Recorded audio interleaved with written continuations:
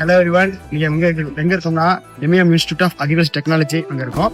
பாத்தீங்கன்னா வச்சுங்களேன், நம்ம எஃப்எஸ் ப்ராஜெக்ட்ல டிஃப்ரெண்ட் கான்டினென்ட்ஸ்ல நைட்ரேஷன் வச்சு ஒரு ரிசர்ச் பண்ணியிருக்கோம். அந்த பிளாட்ல வந்து ஹார்வெஸ்டிங் பண்ணி கிருஷி பண்ணிட்டு இருக்கோம்.